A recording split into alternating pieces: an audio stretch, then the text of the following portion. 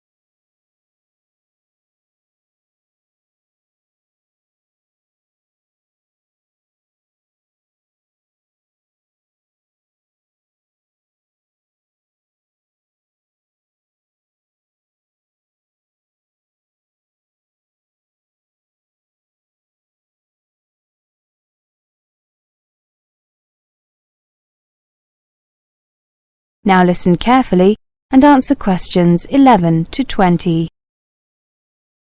Good afternoon, everyone. I am here to give you a talk on tenancy agreements and other legalities.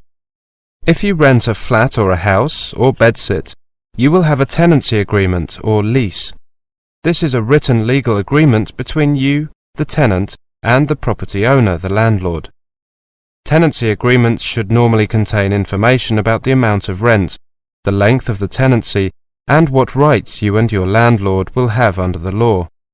In most cases, you will have an assured shorthold tenancy, which means that your landlord cannot ask you to leave without a good reason during the first 6 months.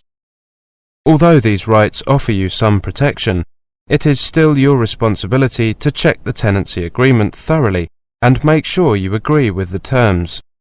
Do not sign the tenancy agreement if you do not know what all of it means. If you do not fully understand your rights, show your tenancy agreement to an advisor in the accommodation office or student welfare office at your university or college and ask for help. You can also get help from a housing advice centre, law centre, or citizens advice bureau. When you do sign the tenancy agreement, make sure you get a copy to keep for yourself, in case you need to check any details later on.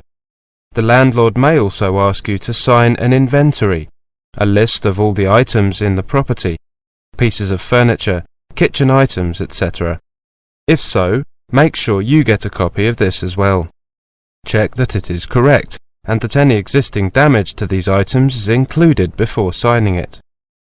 If your landlord does not provide an inventory, you should make one yourself and send a copy to the landlord. Let's take a look at payments. Before you move into private accommodation, you will probably be asked to pay a deposit equivalent to 1 month's rent. Make sure you get a receipt for any deposit or fees you have paid. When you leave the accommodation, if you have paid all your bills and caused no damage to the property, your full deposit will be paid back to you.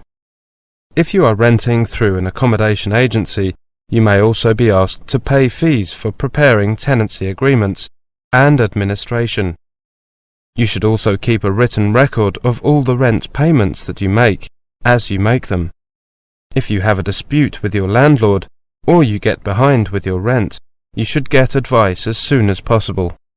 Remember that if you live in the same building as your landlord, or you have a room in a student or youth hostel, or university college accommodation, then this will affect how secure your tenancy will be. If you do not share any living space with the landlord or a member of their family, apart from means of access like an entrance hall or a staircase, or are a student living in halls of residence, or any other type of accommodation where an educational institution is the landlord, you will have basic protection from eviction. Your landlord will have to end your tenancy first, either by waiting for the end of the fixed term you agreed for the tenancy, or by giving you at least 4 weeks written notice in writing to quit, or through getting a court order. Before you have to leave, if you share living space, for example a kitchen, living room or bathroom, with your landlord or are in a student or youth hostel, you will be what is termed an excluded tenant, which means that you are outside the protection of the UK law which regulates tenancies and will not have security of tenure. All the landlord has to do to evict you is to give you notice, although they must give you a reasonable amount of time in which to leave. If you have problems with accommodation, contact the accommodation office or students' union at your university or college.